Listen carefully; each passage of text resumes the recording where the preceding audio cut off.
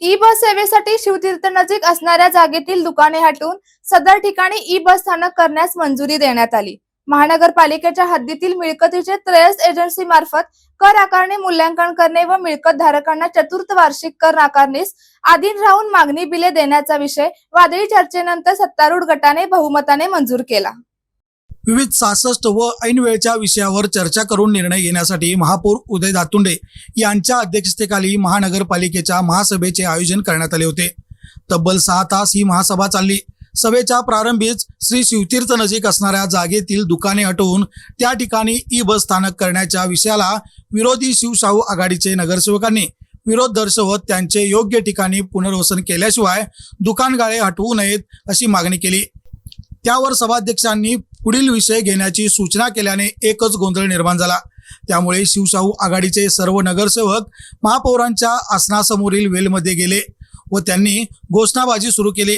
विरोधी पक्षनेते उदयसिंग पाटील, मदन कारंडे, सयाजी चव्हाण यांनी सभा नियमांना डावलून कामकाज केले जात असल्याचा आरोप केला।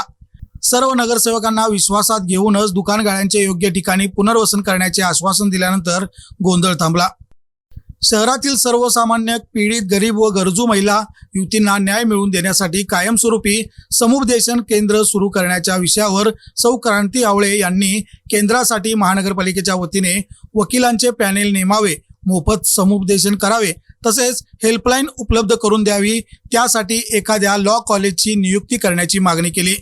चतुर्थ वार्षिक कर आकारणीसाठी मूल्यांकन करण्याच्या विषयाला विरोधी नगरसेवकांनी विरोध दर्शवत महापालिका कर्मचाऱ्यांमार्फत मूल्यांकन करून घेण्याची मागणी केली।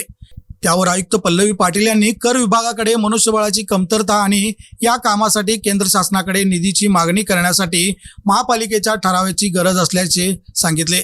चर्चेअंती अखेर हा विषय मतदानाला घेऊन 35 विरुद्ध 13 अशा बहुमताने मंजूर झाला। अत्यावश्यक असलेल्या जैव वैद्यकीय कचरा संकलन व प्रक्रिया करण्याबाबतचा मक्ता रद्द करून नव्याने निविदा मागण्याचा निर्णय घेण्यात आला। विविध वार्षिक कामांना मुदतवाढ न देता नव्याने निविदा काढून चांगल्या मक्तेदारांना काम देण्याचा निर्णय घेण्यात आला।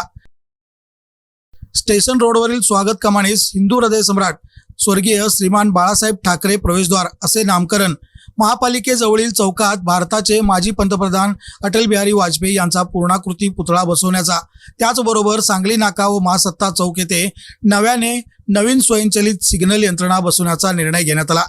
यावेळी झालेल्या चर्चेत नगरसेवक तानाजी पोवार, रवी राजपुते, राजू बोंद्रे, योगेश पाटील, मारुती पातरवड, सुशांत कलागते, रणजित जाधव, अमरजित जाधव, संजय तेलनाडे, अलका स्वामी, रूपा बुगड, ध्रुवती दळवाई, संगीता आलासे, स्वाती लोखंडे, रुपाली कोकणे यांच्यासह सदस्य सहभागी झाले होते। इंदोरच्या धर्तीवर शहरासाठी स्वच्छता योजना राबविण्यासाठी नियुक्त करण्यात आलेल्या समितीने शहरातील घनकचरा गोळा करणे, त्याची वाहतूक करणे आणि त्यावर प्रक्रिया करणे या अनुषंगाने स्वच्छ व सुंदर इचलकरंजीसाठी तयार केलेली नियमावलीच महासभेत मंजुरी देण्यात आली। हा सविस्तर आराखडा सभागृह नेते विठ्ठल चोपडे यांनी सभागृहासमोर मांडला। स्वच्छतेचे काम 2 सत्रात करण्याचा ठराव करण्यात आला। मात्र कामगार संघटनांनी त्याला विरोध दर्शवल्याने प्रायोगिक तत्वावर 3 महिन्यापर्यंत एका सत्रात स्वच्छता करून उद्दिष्ट पूर्ण झाले नाही तर संपूर्ण काम 2 सत्रात करण्याचा निर्णय घेण्यात आला।